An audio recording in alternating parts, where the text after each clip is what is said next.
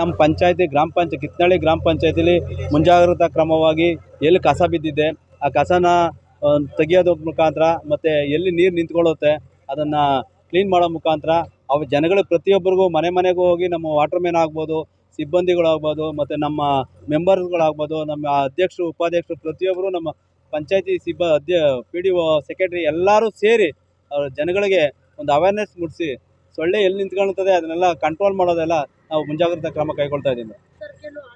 ನಮ್ಮಲ್ಲಿ ಆ ಥರದ್ದು ಈಗ ಹಳ್ಳ ನಿಂತ್ಕೊಂಡು ಗುಂಡಿ ಆ ಥರದ್ದು ಯಾವುದೂ ಇಲ್ಲ ಮೇಡಮ್. ಚರಂಡಿಗಳೆಲ್ಲ ಕ್ಲೀನ್ ಮಾಡಿಸಿ ಅದಕ್ಕೆ ಏನೇನು ಸಿಂಪಡಣೆ ಮಾಡಿಸ್ಬೇಕು ಅದೆಲ್ಲ ಮಾಡ್ತಾ ಇದ್ದೀವಿ. ಈ ಕಸದ್ದು ನಮ್ಮದು ಕಸ ವಿಲೇವಾರಿ ಘಟಕ ಓಪನ್ ಆಗಿದೆ.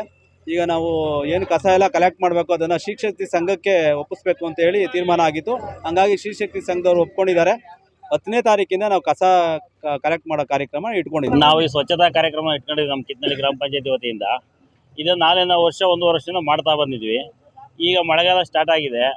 ಎಲ್ಲ ನಮ್ಮಲ್ಲಿ ಬಡಾವಣೆಗಳು ರೆವಿನ್ಯೂ ಬಡಾವಣೆ ಜಾಸ್ತಿಯಾಗಿ ಅವರಿಗೆ ಕಸ ಹಾಕೊಳ್ಳೋಕ್ಕೆ ಜಾಗ ಇಲ್ಲದೆ ತಾವು ರಸ್ತೆ ಬದಿಯಲ್ಲಿ ಹಾಕಿದ್ದಾರೆ.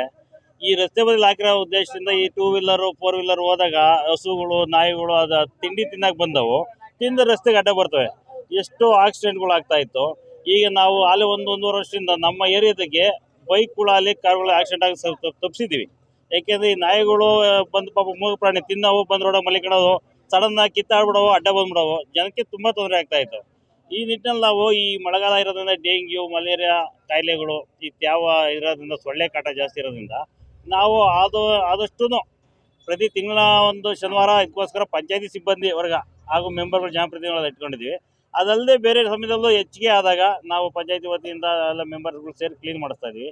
ನಮ್ಮ ಪಂಚಾಯತಿ ವ್ಯಾಪ್ತಿನಲ್ಲಿ ಯಾವುದೇ ರೀತಿ ಕಾಯಿಲೆ ಹರಡದಂಗೆ ಮತ್ತು ಸ್ವಚ್ಛ ಕಾಣಂಗೆ ನಮ್ಮ ಮೋದಿಯವರೇ ಅವ್ರ ಕಾನ್ಸೆಪ್ಟು ಸ್ವಚ್ಛ ಭಾರತ ಅಂತ. ನಾವು ಹಳ್ಳಿಯಿಂದ ಮಾಡುತ್ತಾ ಡೆಲ್ಲಿಗೆ ಸ್ವಚ್ಛ ಆಗೋದು. ನಾವು ಹಳ್ಳಿ ನಮ್ಮ ಲಿಮಿಟ್ಸ್ ಕ್ಲೀನ್ ಮಾಡ್ಕೊಂಡ್ರೆ ದೇಶಕ್ಕೂ ನಮ್ಮ ದೇಶಕ್ಕೆ ಒಂದು ಹೆಸರು ಬರಲಿ, ಭಾರತ ದೇಶ ಒಂದು ಉನ್ನತ ಸ್ಥಾನಕ್ಕೆ ಹೋಗಲಿ, ಎಲ್ಲ ಜನಗಳು ಪ್ರಜೆಗಳಿಗೂ ಒಂದು ಅವೇರ್ನೆಸ್ ಮಾಡಲಿ ಅಂದ್ಬಿಟ್ಟು ಇದು ಮಾಡಬೇಕು. ಇದ್ರ ಪಾಪ ನಾವು ಜನಕ್ಕೆ ಹೇಳ್ತಾ ಇದ್ವಿ, ಅವ್ರಿಗೆ ಒಂದು ಪರ್ಯಾಯ ವ್ಯವಸ್ಥೆ ಇಲ್ಲ. ಅದಕ್ಕೆ ನಾವೀಗ ನಮ್ಮ ಪಂಚಾಯತಿ ವತಿಯಿಂದ ಘನತ್ಯಾಜ್ಯ ವಿಲೇವಾರಿ ಘಟಕ ಮಾಡಿದ್ದೀವಿ. ಅದನ್ನ ರೀಸೆಂಟಾಗಿ ನಮ್ಮ ಶಾಸಕರು ಬಂದು ಅದನ್ನ ಉದ್ಘಾಟನೆ ಮಾಡಿ ಮನೆಗೆ ಕಸ ಎತ್ತ ಕೆಲಸ ಮಾಡಿ ಆದಷ್ಟು ನಾವು ಶಕ್ತಿ ಮೀರಿ ನಮ್ಮ ಗ್ರಾಮನ ನಮ್ಮ ಪಂಚಾಯತಿನ ಸ್ವಚ್ಛವಾಗಿ ಮಾಡಿಕೊಳ್ಳೋಕೆ ಇಷ್ಟಪಡ್ತೀವಿ ಮೇಡಮ್ ಅವರೇ. ಆರೋಗ್ಯದ ದೃಷ್ಟಿಯಿಂದ ಹೇಗೆ ನಮ್ಮ ಪಂಚಾಯತಿ ವ್ಯಾಪ್ತಿಯಲ್ಲಿ ಡೆಂಗ್ಯೂ ಇದೆಲ್ಲ ಕಾಣಿಸ್ಕೊಳ್ಳೋಕೆ ಮುಂಚೆನೇ ನಾವು ಸ್ವಚ್ಛತೆ ಪ್ರತಿಯೊಂದೂರಲ್ಲೂ ಸರ್ಕಾರದಿಂದ 1ನೇ ಶನಿವಾರ ಮತ್ತು 4ನೇ ಶನಿವಾರ ಏನು ಸ್ವಚ್ಛತಾ ಕಾರ್ಯಕ್ರಮ ಐತೆ ಅದರದ್ದು ಕೂಡ 2 ಕಾರ್ಯಕ್ರಮ ಒಂದೇ ದಿವಸ ಮಾಡ್ತಾ ಇದ್ದೀವಿ. ಪ್ರಾರಂಭ ಮಾಡಿದ್ದೀವಿ. ಜಾಸ್ತಿ ಐತೆ ಜನಗಳು ಜನಗಳು ಕೂಡ ಅರ್ಥ ಮಾಡ್ಕೊಳ್ಬೇಕು. ಎಲ್ಲ ರಸ್ತೆ ಬದಿ ಜಾಗ ಸಿಗ್ತೈತೆ ಅಂತಂದು ಎಸಿತಾರೆ. ಅದರಿಂದ ಫಸ್ಟ್ ನಾವೇ ಎಲ್ಲ ಸ್ವಚ್ಛತೆ ಮಾಡಿ ಅವ್ರಿಗೊಂದು ಅವೇರ್ನೆಸ್ ಮೂಡಿಸ್ಬೇಕು.